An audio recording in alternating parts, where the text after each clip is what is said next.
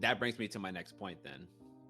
And it's thinking about how we learn to express ourselves emotionally, particularly those of us that are men, and starting off obviously when we're young men under our fathers and our mothers or whoever raised us in the house.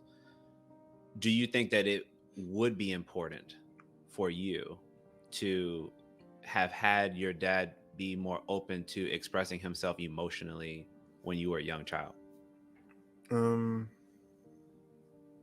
yeah, as in for sure, I feel like a lot of characters we adopt from is from our childhood, Hmm.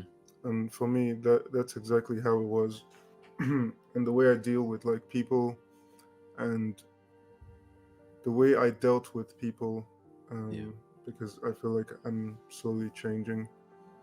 Um, was very similar, if without knowing, was very similar to how my dad, dealt with people and relationships and Yeah. expressing himself. I'm still working on like being able to express myself and stuff.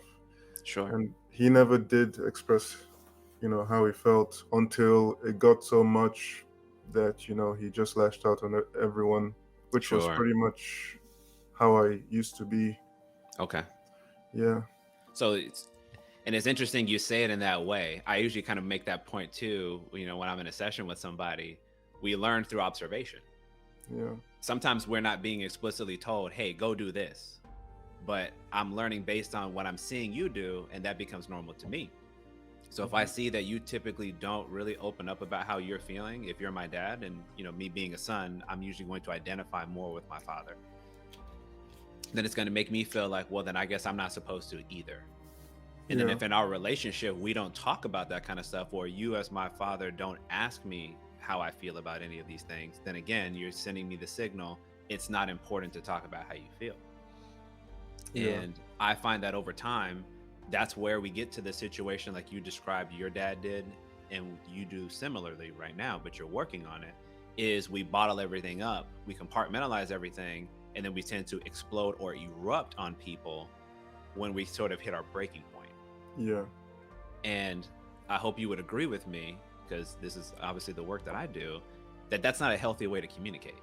No, it's not. It's actually the absence of communication.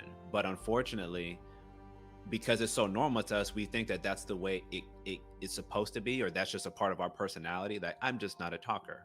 I just don't Yeah, express myself. And I reject that notion. Because if we really think that that's true and we believe that way, then that means that at any one particular moment, somebody is going to get the wrath that we have pent up inside because we yeah. don't ever let it out in a healthy fashion, like on a more regular and consistent basis.